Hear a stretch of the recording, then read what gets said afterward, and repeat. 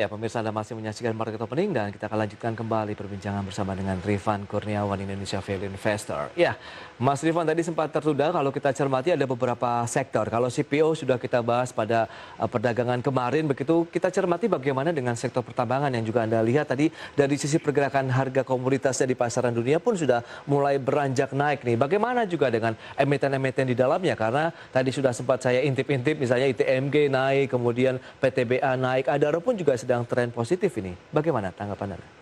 Ya, jadi memang kalau kita bicara emiten batubara ini Ya, merupakan salah satu sektor yang cukup diunggulkan juga sih untuk tahun 2021 ini karena memang sudah beberapa tahun terakhir dari 2018 semester 2, ya, 2019, 2020 ya kan harga batubara terus turun ya kan dan kemudian menjelang akhir 2020 sampai dengan hari ini ya trennya bergerak naik. Nah, ini juga oke. dipengaruhi oleh salah satunya adalah recovery ekonomi ya kan kemudian juga permintaan batubara baik dari dalam negeri maupun dari luar negeri yang juga dalam tren meningkat gitu ya meskipun belum pulih sepenuhnya ya Iya, belum pulih sepenuhnya tapi tanda-tanda ke arah sana sudah mulai meningkat apalagi kalau kita bicara salah satu importir terbesar batubara misalkan kayak China ya kan diproyeksikan tahun 2021 ini pertumbuhan ekonominya akan menembus 6% gitu betul. kan dan itu akan menjadi satu katalis positif lah bagi sektor batubara ke depannya.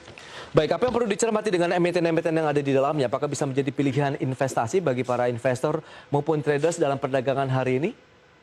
Ya, jadi kalau kita bicara batubara juga Ya, tentunya tidak bisa kita lepaskan dari sisi kita perlu cermati dulu nih geografis penjualan batubara. Kayak oke. misalkan kan kalau kita bicara emiten-emiten seperti misalkan kayak PTBA itu kan kita perlu cermati kondisi di dalam negeri karena mayoritas penjualannya kan memang ke domestik. Ya, Baik. tapi kalau kita bicara misalkan kayak Adaro, Hmm. Harum, ITMG, Indika dan lain sebagainya itu kan lebih orientasinya adalah ke ke ekspor Ekspor, gitu iya ya. betul. Nah, jadi perlu dicermati juga kondisi ekonomi makro negara-negara di luar tadi gitu Oke. dan kalau saya ngelihatnya gini, kalau saya ngelihatnya adalah pertumbuhan atau demand-nya ini nanti akan datang Hmm. sebenarnya adalah dari ekspor, lebih besar dari ekspor. Ya karena kan dari dalam negeri sendiri ya kita masih recovery lah, tapi pertumbuhan lebih besar ini nanti kalau saya lihat adalah dari ekspor. Jadi kalau saya pribadi sih saya memang lebih lebih memilih Hmm. yang orientasinya adalah ekspor. Oh, ekspor. Berarti tahan dulu, saya ada juga informasi terkait dengan emiten update ini, Mas Rifan, yang akan saya sampaikan kembali untuk pemirsa. Ya, pemirsa, kita akan cermati ada beberapa emiten update untuk Anda. Yang pertama, di mana indeks harga saham gabungan pada penutupan kemarin yang ditutup lesu investor asing. Nampaknya melepas saham dari sektor perbankan, ada BBCA yang pindah justru ke Adaro Energi. Kita lihat ada RO juga mengalami kenaikan. Dan berikutnya, ada proposal damai Sentul City BKSL kepada para krediturnya yang diloloskan oleh Majelis Hakim PKPU. Dan berikutnya adalah siap rilis sejumlah film MD Pictures dengan kode saham FILM, yakin kinerja akan membaik di tahun ini.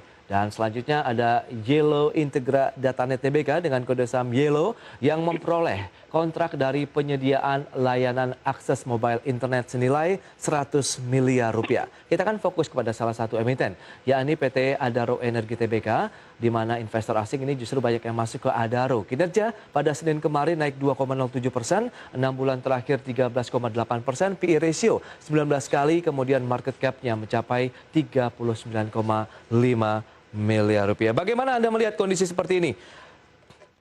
Ya, Mas Rifan, kalau Adaro deh, tadi sempat kita singgung sedikit. Nah, sekarang ternyata kok banyak investor asing ini yang masuk ke sana.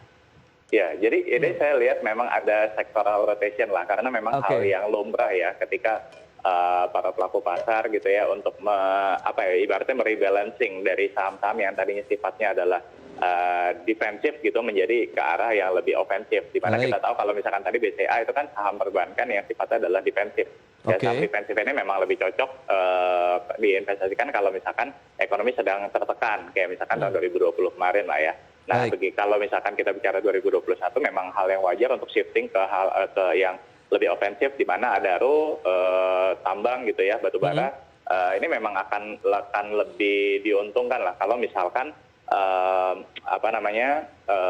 ekonomi membaik maka akan ditandai juga dengan kenaikan harga komoditas termasuk batubara, dan Adaro sendiri juga termasuk salah satu emiten yang cukup berimbang ya antara penjualan luar negeri dan dalam negerinya, di mana kalau kita bicara penjualannya mungkin 40% itu ada di Asia Tenggara termasuk Indonesia, kemudian 30% ada di Asia Timur seperti Jepang, Korea dan lain sebagainya, ada China kurang lebih 15%. Jadi dia cukup terdiversifikasi lah untuk penjualannya. Jadi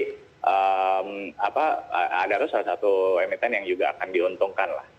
Rekomendasi yang bisa Anda berikan bagi investor maupun traders dalam menyikapi beberapa peluang cuan yang bisa didapatkan kalau kita berinvestasi di Adaro? Ya, jadi Adaro untuk saat ini memang masih tergolong relatif murah lah ya. Meskipun tadi kan disampaikan bahwa secara PE ratio itu ada di sekitar 19 kali. Tapi kan itu kita bicara kalau menggunakan laporan keuangan kuartal 2020. Ya kan dengan earnings per share-nya 2020 itu sekitar Rp68. Tapi kalau kita bicara menggunakan earnings per share, let's say misalkan tahun 2019 di kisaran Rp176, ya maka PE ratio-nya mungkin ada di kisaran 11 atau 12 kali gitu. Jadi ya masih masuk akal lah untuk harganya dan melihat prospeknya ke depan. Gitu. Baik, seiring dengan pelemahan dari indeks harga saham gabungan yang nampaknya juga masih melanjutkan dari tekanan hari Senin lalu begitu. Anda melihat bagaimana risiko juga yang dialami atau bisa ditanggung oleh para investor dan traders dalam melakukan transaksi perdagangan di sepanjang hari ini?